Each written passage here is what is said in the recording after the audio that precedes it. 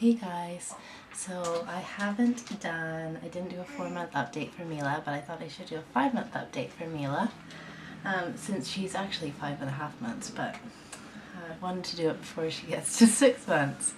So, Mila's just actually playing below me, if you're wondering. She'll come up and say hi in a minute. So Mila's doing great, so she's 5.5 months, and some of her milestones that she has reached recently is, like, last time she was holding her head up, and that was pretty much it as far as new milestones. What she's doing now at 5.5 months, she is crawling, which is like totally unbelievable to me. She started crawling at 5 months, and at first she kind of like wiggled along on the ground, and then now she actually will get up on her, like on her forearms and then on bent knees, and she'll crawl like that. She crawls pretty quick actually too, and I have put up a video of her, and that was the first time that she did crawl, so that was really exciting. Eva didn't crawl until nearly 7 months, so far Mila is like way ahead of Eva developmentally, but I know second babies do everything quicker too, or usually they do. All kids are different.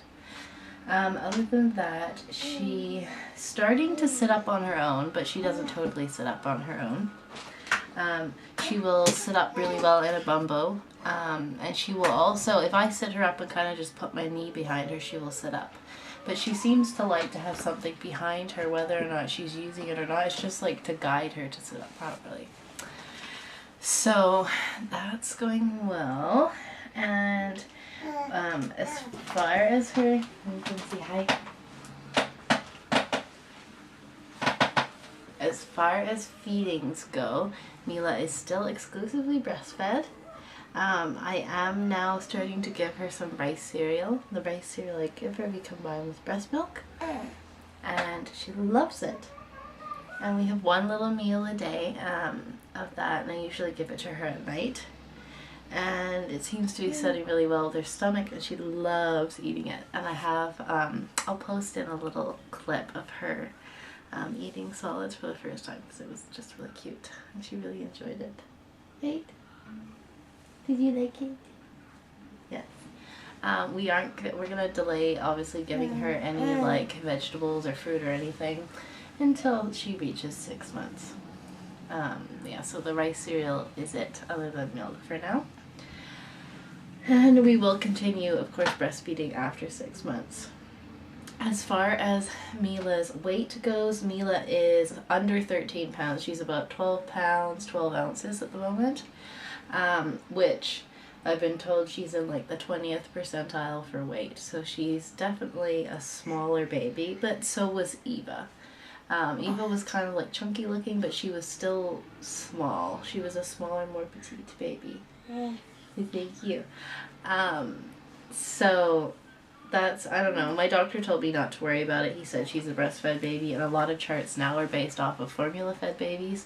And of course, breastfed babies are always, or generally are smaller than formula-fed babies. Not always, but generally, yes. So he said he's not worried. She's happy. She's healthy. There's nothing wrong with her. So that's great.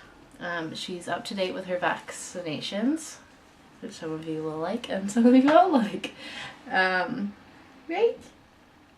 And she actually does really well when we have to go for them. As far as her height goes, I think she is about 24 inches long. So as far as length goes, she's in like the 90th percentile, which that's how Eva is. Eva has always been in the 90th percentile, or not even in her age group for height. She's been above that. But for weight, it's always been lower, in the 20th and 30th percentile. She still is not doing very well with taking a bottle, and we don't usually bother. I just breastfeed her, and she very rarely will ever have a bottle of milk that I've pumped. I try to, if I go out, I try to just feed her right before I go, and I stay nearby, and Steve says if she starts to get fussy, he'll give me a call and I'll come back and feed her and then go again. Which seems ridiculous, but that's what we do, and it works for us. Right? We are still disposable diaper like using disposable diapers at the moment because we of course have not lived in their new place for very long, and I don't even know where they are right now because I haven't finished packing all the boxes for Mila's room because she's not sleeping in there still, because we are still co-sleeping. When I mean co-sleeping, I mean we bed share with sleep with her. So we're still doing that. We will start getting her in her own bed as soon as she hits 6 months. She doesn't nap in our bed anymore, especially now that she's crawling. She naps in her crib. And she does really well. Right now, she takes 2 to 3 naps a day. Her longest nap is about 11 o'clock every morning. I don't put her on a schedule, but she's kind of put herself on a schedule. So 11 o'clock is her first nap, and she'll usually nap for 2 hours.